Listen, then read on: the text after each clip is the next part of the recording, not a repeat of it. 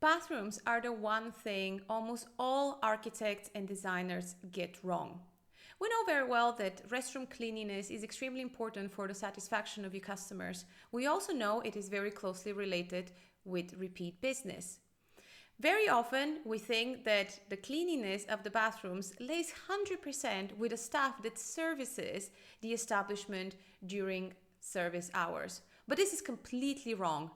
And the truth is that it all comes from good or poor design. In this video, I'm going to talk to you about how you're going to design the best bathrooms for your establishment. Whether this is a hotel, a pub, a restaurant, a bar, you name it, we'll talk about it. I'm going to tell you what kind of amenities you need, what kind of materials you should use, what are the best practices for designing amazing bathrooms, how not to waste too much space, and how to make sure that you have enough space. We're going to talk about fringe cases, we're going to talk about customers with different needs, and I'm going to give you the exact formula for you to calculate exactly how much space do you need to dedicate for your bathrooms. Let's go. Hi there, my name is Laura and I'm a hotel and a restaurant expert and consultant. For the past 13 years, I have been working with brands from all around the world. I have worked with internationally renowned hotel chains, with small boutique hotels, with restaurant chains and independent restaurants. In this channel, I aim to help restaurant designers, architects, entrepreneurs and investors to design not only the most beautiful and gorgeous spaces they can possibly imagine, but also to design for profitability and operational efficiency. Have you thought about why there is always a queue at a ladies' bathroom and never at the gents'? Well, this is because people design bathrooms wrong all the time. It's just as simple as that. It is the design that is wrong, I'm telling you. So, the problem very often is that people, designers or whoever makes the decision, just designs far too much space for the gents and definitely not enough for the ladies. And this is because ladies and gentlemen, well, they very often have different needs when it comes going to the restroom. It is proven that women have to go, well, around 25%. As more often than men do. So therefore, why the peep you would design exactly the same restaurant for the ladies as you do for the gentlemen? We're all built differently, so acknowledge this. I think it very often stems from designers and architects just being lazy. It is just so easy to copy paste what you've done. And this is absolutely the wrong thing to do. And today we're going to talk about exactly how much space you need to dedicate to each. Again, it is very easy to just turn around and say, oh, I don't have enough space for the ladies. I'm just going to go and just give all the space and so on. Well, technically, restaurant as well, but any type of hospitality establishment restrooms are technically front of house, meaning your customers have access to them. But the truth is that they are not exactly a money earning area. So you don't make money out of it. Therefore, you shouldn't necessarily focus too much on how to make them the best possible ever. But what you have to focus on to make sure that you have enough, that your customers can help themselves whenever they need to, that you can maintain these spaces clean, which is one of the most important things that customers value when it comes to restrooms. And today we're going to talk about some advice and best practices on how to do exactly this. Let's do this. So very often when we make design mistakes, they are extremely costly. And here are some of the costly mistakes that I don't want you to be making next time when you're designing restaurant bathrooms. So first and most important, why are bathrooms so important? I've been telling you, you get it wrong. I've been telling you it's super important for repeat business. It is super important for customer satisfaction.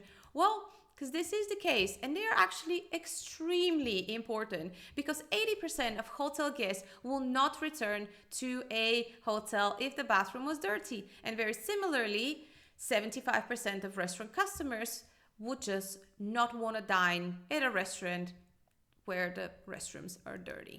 Simple as that. So as we said, front of house, yes, but not exactly a money earning area. So if you're not making money out of an area, and again, this is something that we talk a lot about on this channel, again, making money, having operational efficiency and profitability, and how to really focus on those areas and what to do to kind of minimize risk for the other areas. So again, this is not an area where you make your money, therefore you have to design for its important feature, which is cleanliness. All right. You should also make sure that you have enough. As we said, very often the problem with queuing, the problem with dirty bathrooms is because designers don't give enough for the size of establishment. And again, it's very difficult to calculate unless you have quite a lot of practical experience and you actually have the information of how easy or difficult it is to maintain the cleanliness. And again, it's very, very difficult to know this beforehand. I'm completely aware of this. But again, after 13 years of operating and consulting in different type of, hospitality establishments, I've definitely seen what the correct amount is, and we're definitely going to talk about this a little bit later on. So again, as we said, you don't earn money on them, so then do not spend too much money on it. Do the good old practices, and we're going to talk about this later, but yeah, let's move on. So exactly how many bathrooms you should have for each place. Again, we promise we're going to give you a formula, and that's exactly what I'm going to do here. So for luxury restaurant and bars, we're going to be looking at 2 toilet cubicles for every 30 females. And again, we're going to be talking about 1 extra for every 55. In the men's case, we're going to be having, again, 2 cubicles for every 50 males. As we said, men need to go a little less often, so we can definitely give them less space, or basically have the same amount for more guys. And then an additional for every 80 males. I'm a big fan of urinals because I do believe that urinals are the way to go in terms of space saving. It is super easy to maintain. It is super easy to install. And again, I think it's way more efficient than having just cubicles for the male bathroom. So you're going to see me talking about it and recommending it all the time during this presentation. So I would say you should have urinals, but if you decide not to, then go with the advice above. But I think that 2 urinals and 1 cubicle would be enough for 120 males. And again, think a little bit about it. For this, you're going to be needing 3 to 4 cubicles for the same amount, and 2 urinals plus a cubicle will take way less space, and yet you will be able to service way more customers. So always a good investment in it. So you should also add, in this case, 1 extra cubicle and a urinal for every 150 meals on top of that. And when we're giving examples in this presentation today, we're going to be considering that we have a even distribution between males and females. That could also, of course, depend or vary on the type of establishment you have, but the distribution is roughly 50-50 most of the times. So for a small seating restaurant of about 50 people, we're going to be talking about 2 cubicles for the ladies and 1 cubicle plus 1 urinal for the male bathroom. This will be absolutely more than enough, trust me. So for a large restaurant or bar of 250 seating, and again, here we're talking about luxury establishments where we want to make sure that we have enough and that our customers don't have to wait, and they can have a very seamless and very luxurious and kind of, just no hustle fussle kind of experience, so they can focus on the beautiful food, ambience, and drinks that you're serving them, and not have to worry about their bathrooms experience. So here we're talking about 4 cubicles for the ladies and 2 plus 1 cubicles, 2 urinals plus 1 cubicle for the gents. And as you can see, it's not much, but trust me, it will be enough. Just think about the last time that you went to a very, very large, luxurious restaurant and how much space did they actually have. It's very easy when you're working with luxury to just go all the way and just be safe and sorry and have too much. And yet, very often, luxury restaurants have exactly the same issues with profitability as, maybe more casual dining places have. I sometimes even think that they have even more issues with profitability because of the high level of service, food and drinks that they're offering, which kind of increase their costs very, very much. So make sure that you don't spend too much space, money, and time on these parts. Even when you're running a luxury bar or restaurant, gonna really make a difference on how you utilize your space to actually make money. Moving on, pubs, bars, and clubs. Here we're looking at a little more, perhaps a little larger size establishments and probably a little bit kind of more casual than what we were talking about. So here we are talking about 2 toilets for every 25 females and an extra one for every 35 ladies for about up to 300 customers. And it's very important to say that these formula that I'm giving you are not exactly a linear function. And what that means is you can't just use that particular formula all the way up to infinity. And of course, I'm giving you a rough cap of about 300 because most pubs and bars and even clubs kind of stay within that seating maximum capacity. Again, there is a different formula for above 300 customers. And again, if you want to know more about it and a lot of other formulas and a lot of other advice and handbooks and frameworks, you should definitely check out my new book, which is a handbook for designers, entrepreneurs, and architects with some practical advices on profitability, operational efficiency. It's super simply written. It is absolutely amazing. So you should check it out if you want to have more details about formulas and knowing how to calculate different space and using different frameworks that are extracted from, 13 years of practice. But anyway, let's continue.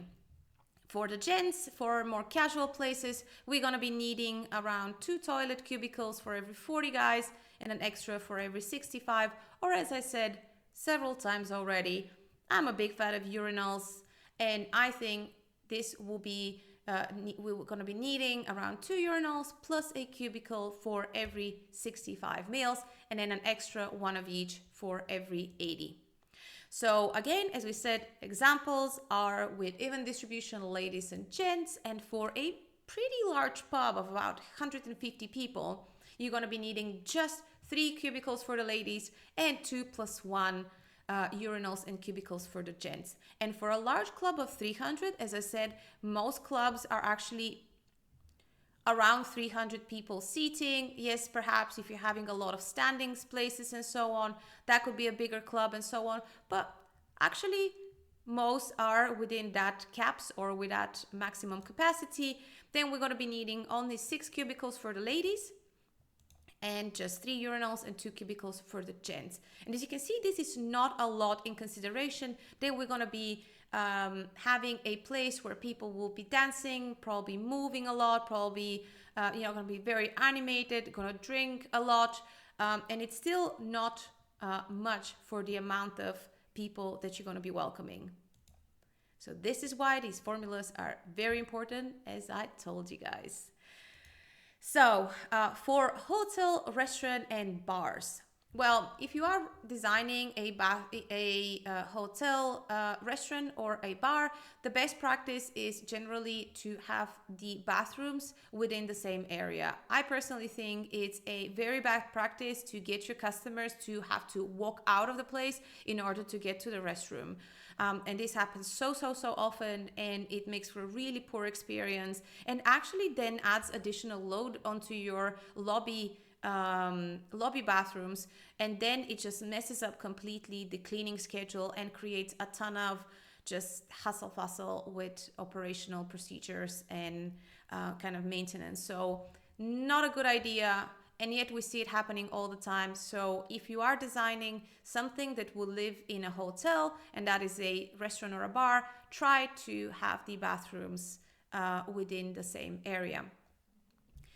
Hotel lobby. With hotel lobbies, we do go in consideration, we actually use the amount of guests that a hotel would have.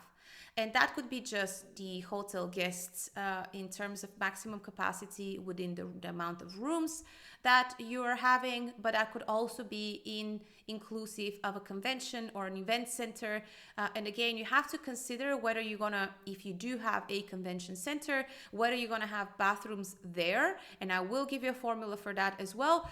But if you do not have bathrooms within your convention center and you're expecting your guests to be using the lobby bathrooms, then you have to take those in consideration in your calculations. But let's say we're working very, very simply. Here we are talking about 2 toilets for every 120 female guests, saying that we don't have a convention center and we're just calculating the guests that will be in the hotel. And we're going to be adding an extra for every 150 ladies. And we're going to be having 1 cubicle and 2 urinals for every 160 male guests and an extra one of each for every 210. As I said, hotel conference center makes things a little bit difficult. This is also the situation with bathrooms and, within restaurants and bars within the hotel. The best practice is to have the bathrooms within the conference center. Again, you don't want to be sending your guests perhaps even on a different floor, or as I like to joke, to have to take an elevator and a staircase and a helicopter and take the tram for 2 stops just to go to the bathroom. So always, if you have the opportunity, design in a way that you do service the hotel conference center in terms of bathrooms, specifically within this area, and you don't put extra pressure on maintaining the hotel lobby bathrooms. So here we're talking kind of very similar numbers as we will be having for kind of our pubs and kind of casual dining restaurants. And here we're going to be talking about 2 cubicles for every 40 females and an extra one for every 55. And for the gents, they're going to be 1 cubicle and 2 urinals for every 70 male guests and 1 more cubicle and again, extra urinal for every 95 male guests. Again, you can go a little more generous on the bathrooms here, especially if you're a business hotel and you are planning to run a lot of conventions, a lot of meetings, a lot of kind of business events, because these are usually very carefully scheduled, which means that the guests will most likely be having a scheduled breaks, and they'll probably would like to use that break to go to the restroom. And again, then you can have like a big influx of customers. So therefore, probably you should go a little bit more generous and use the number recommendations for the luxury restaurants and bars. If you are having a conference center or a convention event center where you're going to be running more casual events, such as maybe weddings, maybe bar mitzvahs, maybe birthdays or anniversaries, and kind of just a little more casual events, then these numbers would absolutely work for you, because again, this will be casual, which means that people would most likely be going whenever they kind of have the need, rather than on those scheduled breaks like it is with a business event. So if you are planning to do both within your convention center, well, then you have to use your concept, maybe work with the operations manager, maybe with a general manager of the hotel, and just talk a little bit about of what kind of expectations they're having in terms of clientele and type of events that they want to run, depending on the space and so on. So again, lean on the concept again if you're not quite sure which direction to take over here. And again, here is an example talking just about a hotel lobby. If a hotel of 130 rooms with averaging 2.5 guests per room, again, this is more for a casual kind of a tourism hotel. Normally the average guest per room for business hotels is a little bit lower, but again, if you are an operator or if you are an investor or an architect or a designer, then you should come back and actually figure out what is the expected average guest occupation per room, so you know how many total guests to kind of expect for your calculations. And again, that would be in our example over here, that would be just 2 cubicles for the ladies and 1 cubicle plus 2 urinals or 2 cubicles for the gents. Again, Here we have some best practices, and not to take too much time for this video already, we are looking at, as I mentioned, if you are designing a restaurant within a hotel, make sure that you have kind of allocated bathrooms for this, and that is also true for bars, convention centers, etc. And again, if you do have establishments, a restaurant, a bar, convention center, or whatever, with several floors, then do make sure that you have dedicated bathrooms for each floor of your establishment. Again, always choose materials that are easy to clean and maintain. This will make a huge difference for the staff when they have to operate and maintain those areas clean and tidy. It is always good to keep sinks separately from the bathrooms. Of course, if we are working with a bathroom dedicated for customers with disabilities, then of course you would like to place a sink in there, but generally it's a best practice to actually keep the sinks away from the actual toilets, which means that probably it will be best to actually design some cubicles and then a wash area separately within the more common area of the bathrooms. It is always great to consider storage space where the staff in the future can actually keep some kind of cleaning materials, maybe restock some toilet paper, some soap, etc. And of course, if you do have some storage space designed within the space, that will make it so much easier to maintain and just pick up stuff from that storage. That could be best probably under the sinks, but it could also be somewhere on the side in baskets. You can use your design acumen to come up with something creative, but it's so much more helpful for operational staff when they don't have to leave the space to actually come back and bring cleaning materials. Also, I have to say, you can turn around and say, well, they're just going to bring them with them. Well, it's never cute to sit there and walk around with a little basket full of toilet paper in a luxury restaurant. Trust me, I've done this. I don't even want to talk about it. It is embarrassing and it looks weird, honestly. So just give the poor people some storage space so they can stash some stuff to maintain the bathrooms clean. Bathrooms for different clientele. We didn't get the opportunity to talk too much about it, but of course, depending on your environment, you might want to consider having a baby changing area. You could do this either within both ladies or gents separately, or you can just dedicate a separate room for baby changing. And again, that will very much depend on your concept. If you are a luxury restaurant that does not welcome patrons under 16, so adults only, so to say, this is absolutely not necessarily. But at the same time, if you are having a tourism hotel where you're expecting a lot of families with small children, that will be definitely a very much needed space. So as I said, probably 1,000 times already on this channel, always refer back to your concept. Bide, in some parts of the world, it's absolutely a requirement. In some parts of the world, it's a really good to have, and it's definitely something to consider when designing. Seating area, again, mostly in the Middle East, or where you have baby changing areas in very luxury establishments. You can also have seating area within the restrooms. Again, this is a very luxurious option. And again, we talked a lot about in this video of how to not spend too much space on it. But again, if you have all the space in the world and you really don't care about making money, why not put some nice sofa in the bathrooms? Could be cool. Amenities. Again, I do work mostly with luxury establishments, so amenities are really a big deal very often to my customers. Think about whether you want to add stuff such as luxury hand towels, perhaps hairspray, perhaps a perfume or some Q-tips, etc.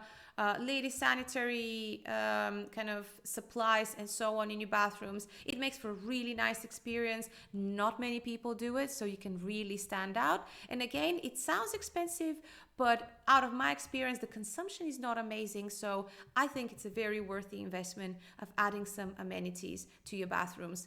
Of course, having soap and toilet paper is a must. I don't even want to kind of think about it, but I think we all have been in a situation where you have been to the toilet and there is no soap in the sink and there's not hot water and it's just terrible. So don't do this. Make sure that you always have the basic amenities, but it's also definitely worth thinking about some extra luxury. It's totally worth it out of my experience. And unisex toilets, well, this is something that I think is becoming more and more popular. I think a lot of more modern, more casual establishments most oftenly just says, why do I need to design one of each? Let's just get one, kind of bathroom for all of us. And it completely makes sense. If that makes sense for your establishment, absolutely, I think it's very cool. It can definitely make your establishment stand out, and it could be an interesting way for saving space and a nice and easy way to kind of simplify the whole deal. So why not consider some unisex bathrooms in your place? So this is all for today, folks. I hope you enjoyed it. Mia joined us for the last part of the presentation because, she's a star and she would always like to be in front of camera and receive your love and appreciation. And if you liked this video, then maybe show some appreciation to the channel. Give us some love, like, subscribe. If you have any questions, you can always email me. My email is in the description below, or just leave a comment, up to you. I'm always happy to answer your questions and help you on your journey of designing profitable and operationally functional hospitality establishment. I'm signing off. Mia is becoming more restless, so I guess I gotta go and take care of her. I will see you in the next video.